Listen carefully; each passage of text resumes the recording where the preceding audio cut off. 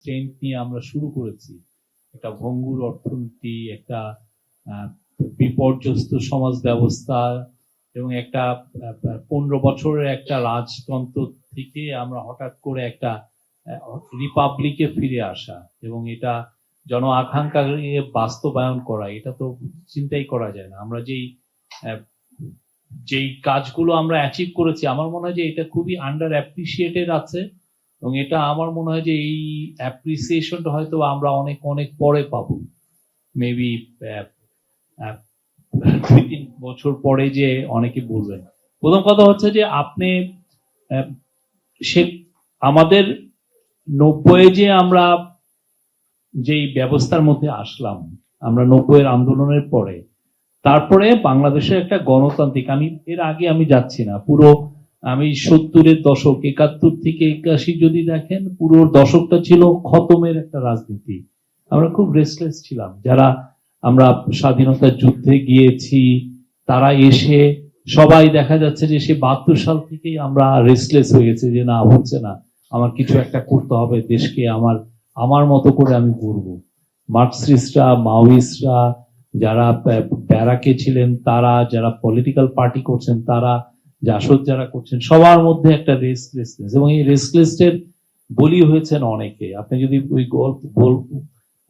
ওই লেখাগুলো পড়েন, আপনি মানে অবাক হয়ে যাবেন। আমাদের মধ্যে এত খুন ছিল, আমাদের মধ্যে এত রাগ, আমাদের মধ্যে এত ঘৃণা, এবং ওই জায়গা থেকে আমরা উত্তরণ করে আমরা পুরো একটা স্ট্যাগনেন্ট 80-র দশক পেয়েছি। তারপরে 90-এর যে আমরা গণতান্ত্রিক যে আন্দোলন হলো এরশাদকে হটিয়ে, তারপরে আমাদের একটা ইচ্ছা ছিল যে আমরা একটা গণতান্ত্রিক একটা ফেজে যাব এবং গ্র্যাজুয়ালি আমাদের ইনস্টিটিউশন গুলো ইমপ্রুভ করবে।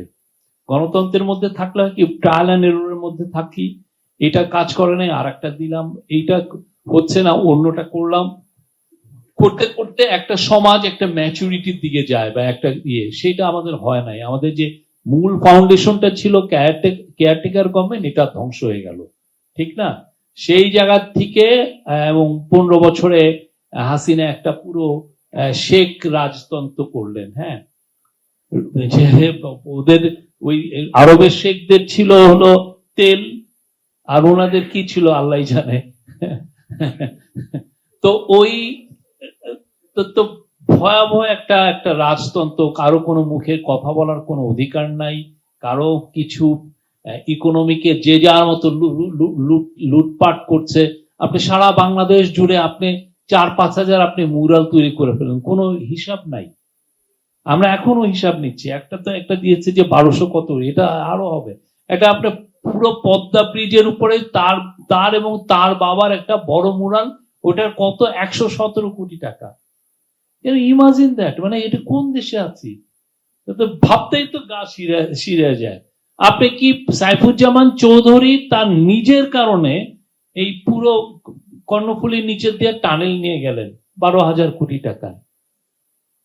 ওইখানে আপনি নিয়ে আনোয়ারা কই যাচ্ছেন? আপনি কি হেভেনে যাচ্ছেন নাকি আপনি চিটাঙের রোডে যাচ্ছেন?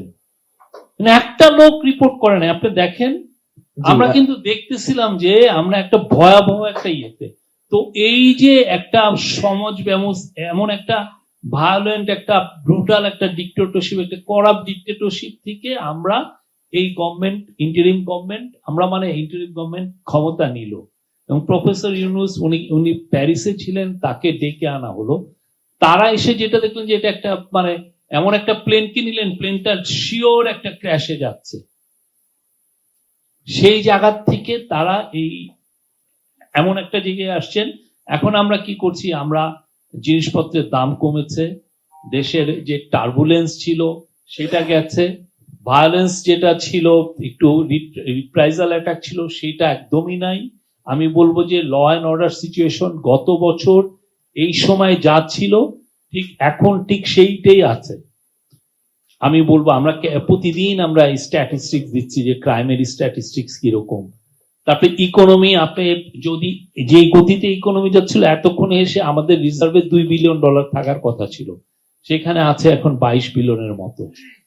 তো আমরা সেই জায়গাটায় আমরা we made a massive comeback, এবং যেটা সবার জন আকাঙ্ক্ষার যে জায়গাটা তৈরি আমরা করতে পেরেছি, সেটা হচ্ছে যে আমরা একটা রোড ম্যাপ দিয়েছি, মানে এই ইন্টারিম গভর্নমেন্ট একটা রোড ম্যাপ দিয়েছে এবং দুইটা ব্রড একটা টাইম লাইন দিয়েছে। একটা হচ্ছে যে যদি পলিটিক্যাল পার্টিগুলো মনে করে যে তারা খুব বেশি রিফর্ম চাবে না, তাহলে আমরা এই বছরের ডিসেম্বরের মধ্যে একটা ইলেকশন করব।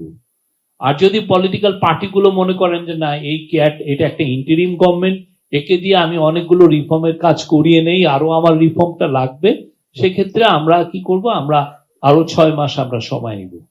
এবং আমাদের যে কাজটা এই যে ইন্টারিম গভর্নমেন্টের কাজটা হবে ঠিক ফ্যাসিলিটেটর। আমাদের পুরো বাংলাদেশে একটা অনেস্ট ডিবেট হওয়া দরকার, ডায়ালগ হওয়া দরকার, যে আমরা আমাদের যে আগামী 100-200 বছরের পলিটিক্যাল সেটেলমেন্টটা কি হবে, আমরা কি কনস্টিটিউশন চাই, বা কনস্টিটিউশনের কি অ্যামেন্ডমেন্ট আমরা চাই, বা আমরা পলিটিক্যাল ফিলোসফি কি আনতে চাই, বা আমাদের ইয়াং জেনারেশন কি ধরনের গভর্নমেন্ট চায়, বা আমরা ইলেকশন ব্যবস্থাটা কিভাবে করব, বা আমার পুলিশ ব্যবস্থাটা, পুলিশই সরকারের কতটুকু কন্ট্রোলে থাকবে, পুলিশের কতটুকু ইন্ডিপেন্ডেন্স পাবে, জুডিশিয়ারি কতটুকু ইন্ডিপেন্ডেন্ট পাবে। আর আমাদের একটা হিস্টোরিক্যালি আমাদের গভর্নমেন্ট গুলো জুডিশিয়ারিতে ইন্টারভেন করে আসছে, সেইটা ইনফ্লুয়েন্স থাকবে কি থাকবে না। পুলিশ আপনি দেখেন পুরোপুরি পলিটিক্যাল পার্টিগুলোর করায়ত্ত ছিল, যে কোনো পলিটিক্যাল হতে, তা সেটা থাকবে কি থাকবে না। এই পুরো ব্যবস্থাকে আমি কিভাবে কোশ্চেন করব, করে আমি কিভাবে আগাবো, এটার একটা আমরা এই আগামী বছরে এই যে জাস্ট 15 তারিখে আমরা আশা করছি যে অনেকগুলো মোট 5টা কমিশনের রিপোর্ট আমরা পাবো, সেগুলো নিয়ে ইভেন্চুয়ালি ডায়ালগ হবে।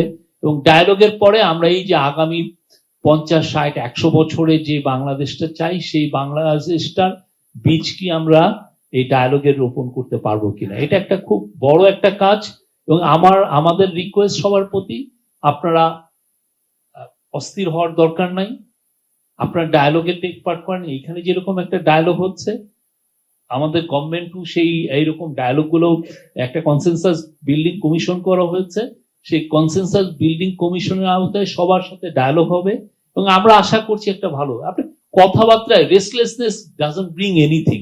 জি শফিক ভাই, আমার মনে হয় আপনার পয়েন্ট অফ ভিউ একদম ক্লিয়ার, এবং আমরা অবশ্যই চাই যে অন্তর্বর্তীকালীন সরকার সফল হোক। আমার মনে হয় সকল রাজনৈতিক পক্ষ, অন্যান্য স্টেক হোল্ডারও সেই কথাই, সেই লাইনে এবং কথা আমরা বলছে। আশা করি সেই ডায়ালগটা যখন আমরা রিফর্মটা যখন ইমপ্লিমেন্ট করতে পারবো, একটা ভালো ইলেকশন হবে, বাকি কাজটা গণতান্ত্রিক গভর্নমেন্ট যেগুলো আসবেন তারা এগিয়ে নেবেন।